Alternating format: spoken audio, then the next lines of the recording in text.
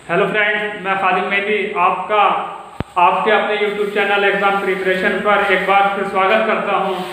जैसे कि हमने प्रीवियस क्लास में मॉनेटरी पॉलिसी शुरू की थी और मॉनेटरी पॉलिसी में भी मैंने आपको CRR के बारे में बताया था। CRR एक डायरेक्ट टूल्स है जिसके जरिए RBI मनी फ्लो को कंट्रोल करता है। तो इसी का दूसरा टूल्स, जो डायरेक्ट टूल्स का दूसरा टूल्स है, वो है आपका SLR। क्या होता है वो बताया जाएगा। उससे पहले आप इसकी फुल फॉर्म जो आपको रटनी है, याद करनी है। SLR की फुल फॉर्म होती है आपकी स्टैट्यूटरी लिक्विडिटी रेशियो, यानी वैधानिक तरलता अनुपात। देखिए, वैधानिक तरलता अनुपात यानी SLR वह रिजर्व अमाउंट होता है जो कोई भी शेड्यूल कॉमर्शियल बैंक अपने पास रखता है, यानी ये रिजर्व अमाउंट होता है। और ये RBI के कहने पर बैंक को अपने पास कुछ पैसा रखना पड़ता है। इसी को SLR कहते हैं। SLR भी इसीलिए रखा जाता है, एक तो इससे मनी का कंट्रोल होता है, और दूसरी बात, अगर कोई आपदा आती है तो उससे निपटने के लिए पहले SLR का यूज होता है और उसके बाद CRR का यूज होता है। जैसे आप भी कुछ पैसा कमाते होंगे, पैसे इनकम होगी आपकी, तो उसमें आप भी आने वाली आपदाओं से, खासकर शादी की आपदा से बचने के लिए पैसे को रिजर्व रखा जाता है, पैसे को बचा कर रखा जाता है। इसी तरह से RBI भी बैंकों पर एक रूल लगाता है जिसे SLR कहते हैं। अब देखिए, SLR से संबंधित कुछ पॉइंट है आपके। देखिए, SLR भी NDTL पर कैलकुलेट किया जाता है। मैंने आपको कल बताया था कि NDTL क्या होता है। NDTL की फुल फॉर्म होती है आपकी net demand and time liabilities. ये है, मान लीजिएगा बैंक में आज ही के दिन 50 करोड़ रुपया पैसा आया और इसमें 20 करोड़ रुपए चले गए, बाकी कितने बचे आपके 30 करोड़, और ये 30 करोड़ के 30 करोड़ NDTL कहलाता है। तो SLR भी किस पर कैलकुलेट किया जाता है, आपका वो NDTL पर कैलकुलेट किया जाता है। अब देखिए, वर्तमान में एट द रेट जो इस समय आपकी SLR की रेट है वो आपकी 18% है। इसका मतलब ये है कि अगर आपके पास NDTL के रूप में 100 करोड़ रुपए हैं, ये माने हुए हैं मेरे, कभी आप पिछले वाले से कंपेयर करें कि पिछले दफा में 30 करोड़ था, ये मैंने आपको माना है कि मान लीजिए कि NDTL कितना है आपका 100 करोड़ रुपए है। तो SLR की दर कितनी है आपकी 18%, यानी 18 करोड़ रुपया बैंक को अपने पास रखना पड़ेगा। तो वर्तमान में कितनी दर है इसकी 18%। अब बात आती है SLR की मिनिमम कोई लिमिट नहीं है, जबकि मैक्सिमम लिमिट 40% है। यानी अगर जैसे SLR की रेट जो है वो 18% है, चाहे तो RBI इसको 0% कर सकता है, यानी घटाने पर इसको कितना ही किया जा सकता है, इसकी कोई लिमिट नहीं है। जबकि अगर मैक्सिमम अधिक से अधिक, ज्यादा से ज्यादा इस लिमिट को कितना बढ़ा सकता है RBI, वो बढ़ा सकता है आपका 40%। 40% से ये 41% नहीं हो सकता। बात आती है कि SLR को कैश, गोल्ड एवं गवर्नमेंट सिक्योरिटीज में रखा जा सकता है। जैसे मैंने आपको बताया था कि CRR को सिर्फ और सिर्फ कैश में, नकद में रखा जा सकता है, लेकिन अगर आप चाहे बैंक अगर चाहे तो SLR को कैश में भी रख सकता है, गोल्ड में भी रख सकता है और गवर्नमेंट सिक्योरिटीज में भी रख सकता है। गवर्नमेंट सिक्योरिटीज एक ऐसे दस्तावेज होते हैं जो RBI बेचता है और उन्हें चाहे तो बैंक खरीद सकता है। तो इसको मेंटेन किया जा सकता है कैश में भी, गोल्ड में भी और गवर्नमेंट सिक्योरिटीज में। अब बात करते हैं कि SLR का वर्णन कहाँ है। तो SLR का वर्णन जो दिया गया है, SLR में बताया गया है, वो आपका बैंकिंग रेगुलेशन एक्ट 1949 के सेक्शन 24 में है। किसमें है आपका बैंकिंग रेगुलेशन एक्ट 1949 के सेक्शन 24 में वर्णित है।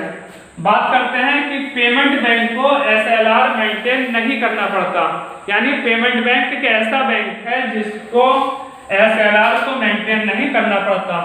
इसके बाद आता है कि यदि RBI SLR की रेट को बढ़ा दे तब मार्केट में मनी का फ्लो कम हो जाएगा। देखिए, अगर मान लीजिएगा आपका कि 100 करोड़ रुपए एनडीटीएल है और वर्तमान में रेट कितनी है आपकी 18%, यानी बैंक को कितना मेंटेन करना पड़ेगा 18 करोड़।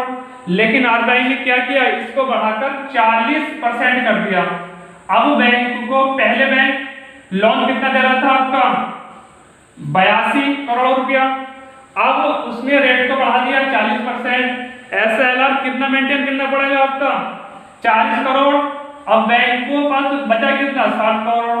तो यानी पहले 82 करोड़ को मेंटेन करने पड़ रहे थे, अब कितने करने पड़े हैं 60 करोड़। यानी कहने का मतलब ये है कि अगर एसएलआर के रेट को बढ़ा दिया जाएगा तो मार्केट में मनी कम जाएगी, मनी का फ्लो कम हो जाएगा। इसी तरह यदि आरबीआई एसएलआर के रेट को घटा दे तो मार्केट में मनी का फ्लो बढ़ जाएगा।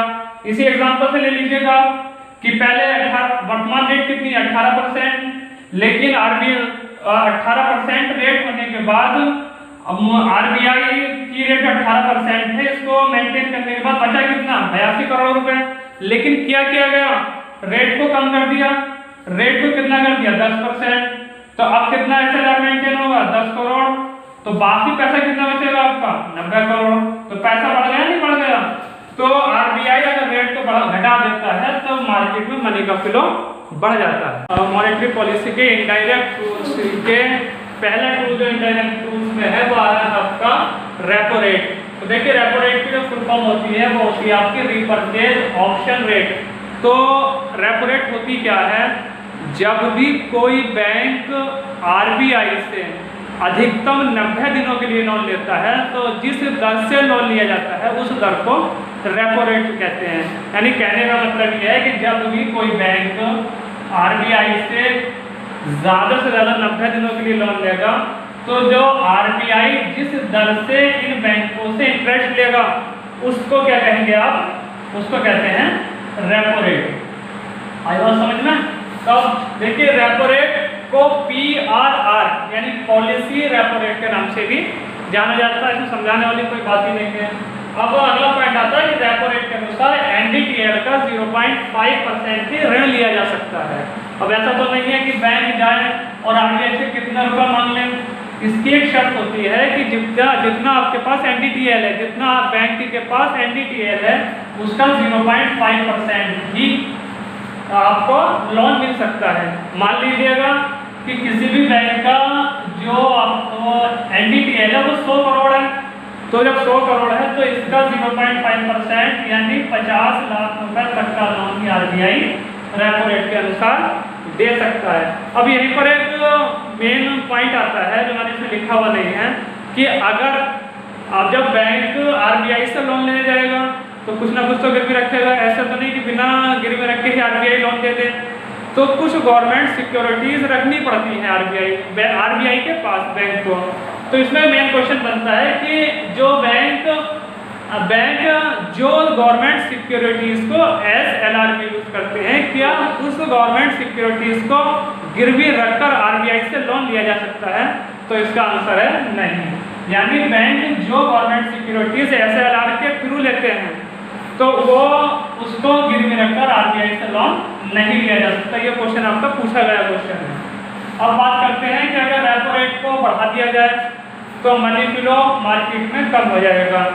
इसी तरह से अगर रेपो रेट को कम कर दिया जाए तो मनी फ्लो आपका बढ़ जाएगा।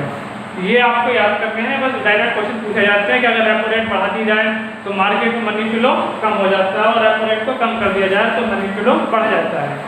इसी के अगला आता है आपका एक अगली टूल आता है आपका रिवर्स रेपो रेट।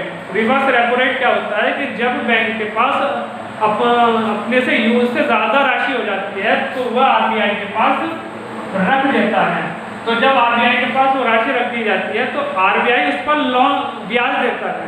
तो आरबीआई अतिरिक्त राशि पर जो ब्याज जिस दर से ब्याज देता है उसी दर को कहते हैं रिवर्स रेपो रेट। देखिए रिवर्स रेपो रेट में आरबीआई ब्याज देता है, ये मेन पॉइंट आपको देखने का है।